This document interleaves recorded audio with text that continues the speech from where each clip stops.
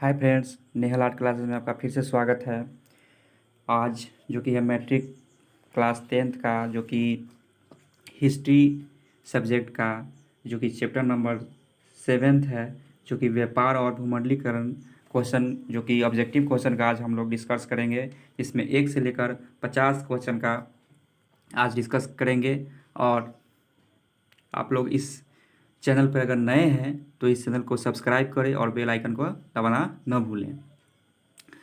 और इस 10th class के हमने इससे पहले जो कि है 6 वीडियो जो कि आपका ऑब्जेक्टिव क्वेश्चन का हम लोग ने अपलोड करके बना दिया हुआ है, जो कि आप लोग इस चैनल पर अगर नए हैं तो इस वीडियो को देखें और ज़्यादा से ज़्यादा लाभ उठाएं। तो इस वीडियो की शुरुआत हम कर रहे हैं, जो कि पहला क्वेश्चन है कि भूमंडलीकरण की शुरुआत किस दशक में हुई थी। जो कि ऑप्शन आपके पास है कि भूमंडलीकरण की शुरुआत किस दशक में हुई थी।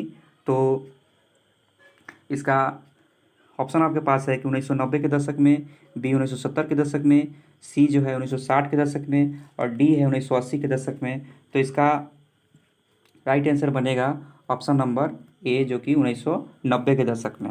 अगला है कि गिरमिटिया मजदूर किससे कहा जाता है। क्वेश्चन है कि गिरमिटिया मजदूर किसे कहा जाता है। तो ऑप्शन आप नंबर ए में है अनुबंधित मजदूर को, बी में रोगियों को, सी में छिपकली को और डी में है अंग्रेजों को। तो गिरमिटिया मजदूर जो है एक अनुबंधित मजदूरों को कहा जाता था, जो कि ऑप्शन नंबर इसका ए हो जाएगा। अगला है कि द्वितीय महायुद्ध के बाद यूरोप में कौन सी संस्था का उदय आर्थिक दुष्प्रभावों को समाप्त करने के लिए हुआ था। यानी कि द्वितीय महायुद्ध के बाद में यूरोप में कौन सी संस्था का उदय आर्थिक दुष्प्रभाव को समाप्त करने के लिए किया गया था। तो इसका राइट आंसर बन जाएगा डी ऑप्शन, जो कि यूरोपीय संघ। आगे है कि प्राचीन काल में किस स्थल मार्ग से एशिया और यूरोप का व्यापार होता था। तो ए में सूती मार्ग, बी में रेशम मार्ग, सी में उत्तरापथ और डी में दक्षिणापथ। तो इसका राइट आंसर बनेगा ऑप्शन नंबर बी, जो कि रेशम मार्ग। आगे है कि बाजार का स्वरूप विश्वव्यापी किस क्रांति के बाद हुआ। तो ऑप्शन आपके पास है औद्योगिक क्रांति, बी में अमेरिकी क्रांति, सी में फ्रांसीसी क्रांति और डी में चीनी क्रांति। तो इसका राइट आंसर बनेगा औद्योगिक क्रांति। आगे है कि विश्वव्यापी आर्थिक संकट किस वर्ष आरंभ हुआ था। ऑप्शन है आपके पास 1914, बी 1922 ईस्वी, सी में 1929 और डी में 1927 ईस्वी। तो विश्वव्यापी आर्थिक महामंदी जो हुई थी उसकी स्टार्टिंग जो है ऑप्शन नंबर सी, जो ऑप्शन आपके पास दिया हुआ है 1929, इसका राइट आंसर होगा। आगे है कि ब्रेटन वुड्स सम्मेलन किस वर्ष हुआ था। ये बहुत ही वीवीआई क्वेश्चन है। और इससे पहले वाला जो क्वेश्चन है अभी देख रहे हैं आप स्क्रीन पर, विश्वव्यापी आर्थिक संकट किस वर्ष आरंभ हुआ था। तो ये भी क्वेश्चन आपके लिए बहुत ही वीवीआई है, जो कि इसे आप ध्यान रखिएगा 1929 ईस्वी। और अगला है कि ब्रेटन वुड्स सम्मेलन किस वर्ष हुआ था। तो ऑप्शन आपके पास है 1945, बी में है 1947 और सी में 1944 और डी 1952 ईस्वी है। तो इसका राइट आंसर बनेगा 1944 ईस्वी, जो कि ऑप्शन नंबर सी में है। और अगला क्वेश्चन है कि विश्व बाजार के स्वरूप का आधार क्या था। यानी विश्व बाजार के स्वरूप का आधार क्या था। तो ऑप्शन आपके पास है रेशम उद्योग, बी में लोहा उद्योग, सी में कोयला उद्योग और डी में है वस्त्र उद्योग। तो इसका राइट आंसर बनेगा ऑप्शन नंबर डी, जो कि वस्त्र उद्योग हो जाएगा। आगे है पहले विश्व बाजार के रूप में कौन सा शहर उभर कर आया था। तो ऑप्शन आपके पास है ए में अलेक्जेंड्रिया, बी में है दिलमुन और सी में मैनचेस्टर और डी में बहरीन। तो इसका राइट आंसर बनेगा ऑप्शन नंबर ए, जो कि अलेक्जेंड्रिया है। और एक मैनचेस्टर जो कि ब्रिटेन में पड़ता है। और भारत का मैनचेस्टर किसे कहा जाता है, अहमदाबाद का। और दक्षिण भारत का मैनचेस्टर कोयम्बटूर को कहा जाता है। और उत्तर भारत का मैनचेस्टर जो है कानपुर को कहा जाता है। अगला क्वेश्चन है कि गिरमिटिया मजदूर बिहार के किस क्षेत्र से भेजे जाते थे।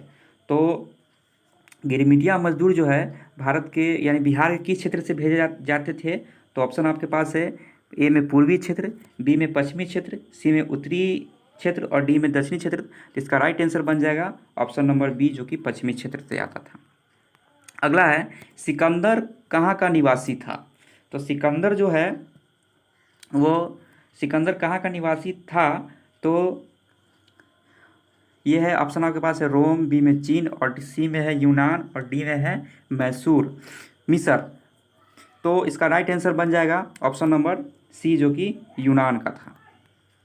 आगे है कि प्रथम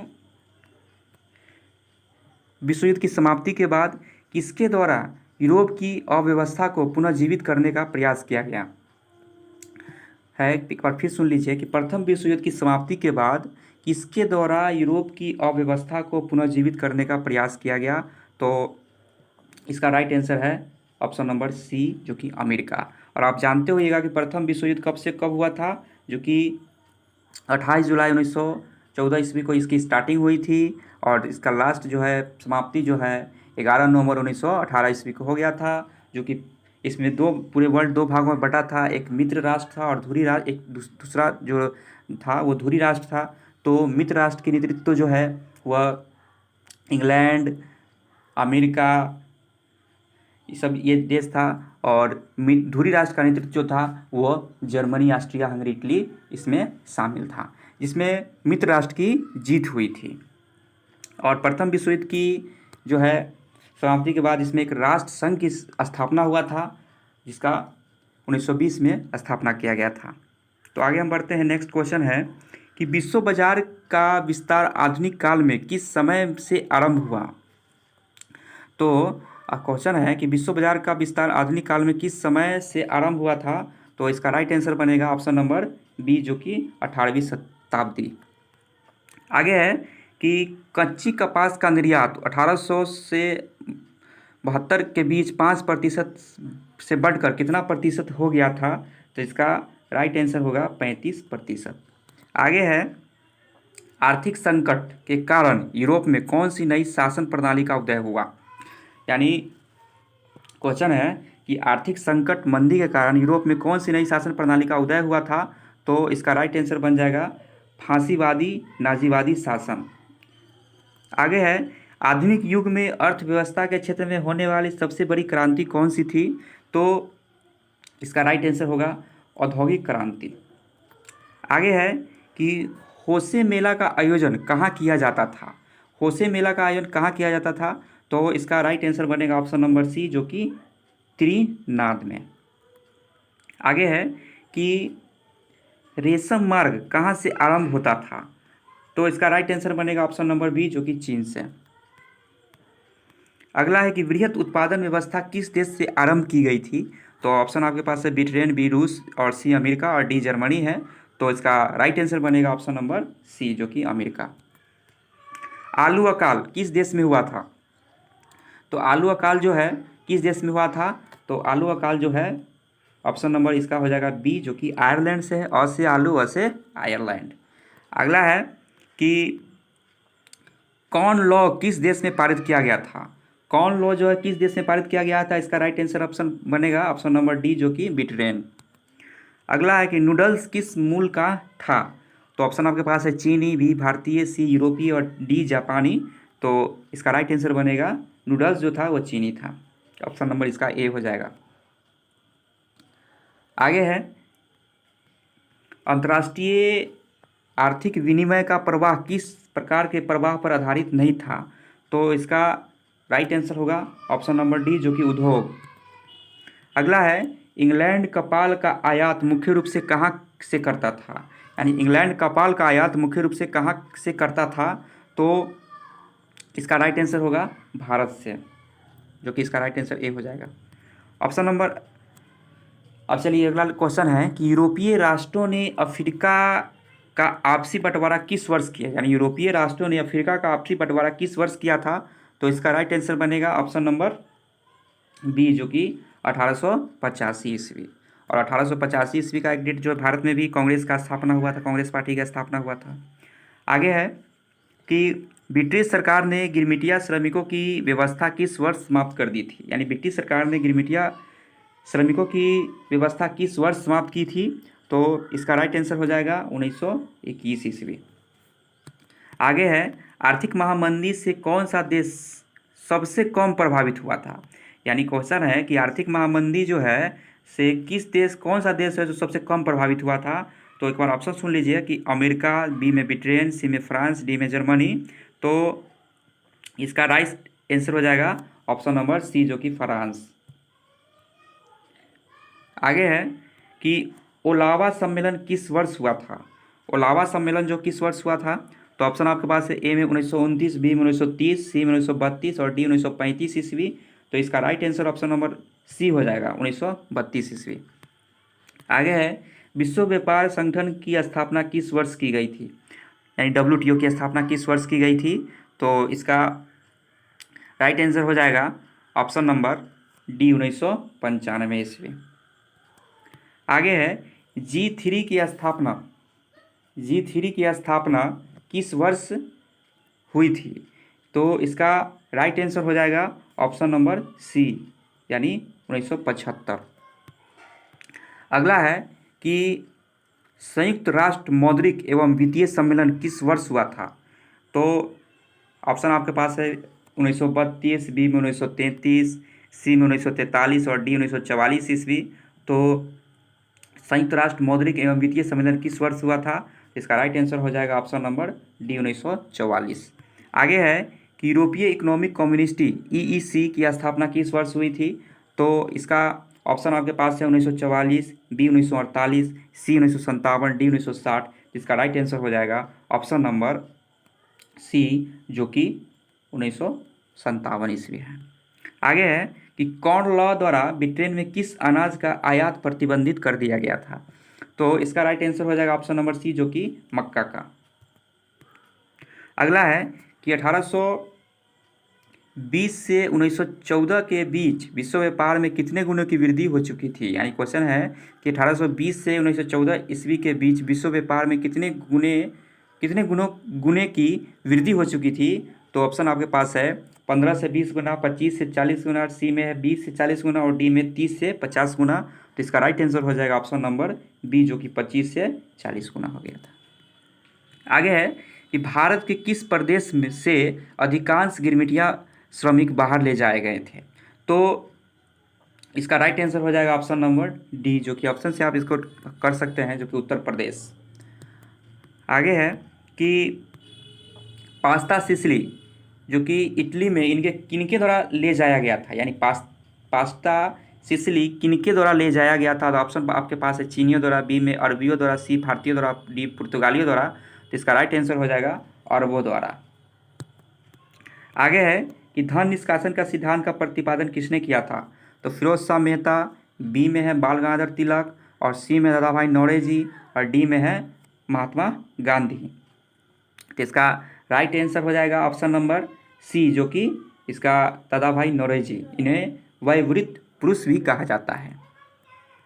आगे है कि भारत में केनाल कॉलोनी किस वर्ष प्रारंभ की गई थी, किस प्रांत में बनाई गई थी केनाल कॉलोनी। तो इसका ये भी बहुत बार क्वेश्चन पूछा जा चुका है। इसका राइट आंसर हो जाएगा ऑप्शन नंबर ए, जो कि पंजाब। और जानते होइएगा कि पंजाब के अभी मुख्यमंत्री कौन है, कैप्टन अमरिंदर सिंह। आगे है जो कि वहाँ पे कांग्रेस पार्टी की सरकार चल रही है। आगे है कि वृहत उत्पादन की नीति किसने अपनाई। तो ऑप्शन है आपके पास रूजवेल्ट, बी में विंस्टन चर्चिल, सी में हेनरी फोर्ड और डी में स्टालिन। तो वृहत उत्पादन की नीति किसने अपनाई थी। तो ऑप्शन ऑफ ई आंसर हो जाएगा आपका, जो कि ऑप्शन नंबर सी, जो कि हेनरी फोर्ड ने अपनाई थी। आगे है कि ईस्ट इंडिया कंपनी अफीम किस देश में भेजती थी। तो इसका राइट आंसर हो जाएगा चीन, जो कि ऑप्शन आपके पास डी में ये मौजूद है, चीन। जो कि ईस्ट इंडिया कंपनी अफीम किस देश को भेजती थी, तो चीन को भेजती थी, जो कि ये डी में मौजूद आंसर है। आगे है कि व्यापार और भूमंडलीकरण, जो कि चैप्टर से हम लोग अभी डिस्कस कर रहे हैं क्वेश्चन का, जो कि 41 नंबर में हम लोग पहुंच चुके हैं। तो आप 41 नंबर क्वेश्चन को समझिए कि आर्थिक महामंदी का विश्व अर्थव्यवस्था पर क्या प्रभाव पड़ा।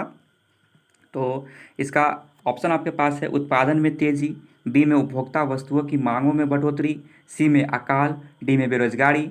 तो इसका राइट आंसर हो जाएगा ऑप्शन नंबर सी, जो कि महामंदी आएगा। तो सबसे बड़ा मुद्दा ये बेरोजगारी का हो गया था, सबके पास जो रोजगार कम छीना गया था। जैसे अभी कोरोना महामारी चल रही है, इसमें भी सबका जो है रोजगार खत्म हो गया है। उसी प्रकार से आर्थिक महामंदी जो 1929 ईस्वी में आया था, तो इससे बेरोजगारी की व्यवस्था मतलब बढ़ गई थी। तो इसका राइट आंसर हो जाएगा बेरोजगारी। आगे है कि अलेक्जेंड्रिया किस सागर के मुहाने पर बसा हुआ था? तो ऑप्शन आपके पास है काला सागर, बी में लाल सागर, सी में अरब सागर, डी में भूमध्य सागर। तो इसका राइट आंसर हो जाएगा अलेक्जेंड्रिया किस सागर के मुहाने पर बसा हुआ है? तो इसका राइट आंसर हो जाएगा लाल सागर। अगला है दी कॉमर्स ऑफ नेशन की पुस्तक जो है कि लेखक कौन है? तो ऑप्शन आपके पास है एडम स्मिथ, और बी में है कार्डलीफ, सी में कीन्स और डी में हेराल्ड लॉस्की। तो इसका राइट आंसर हो जाएगा कार्डलीफ।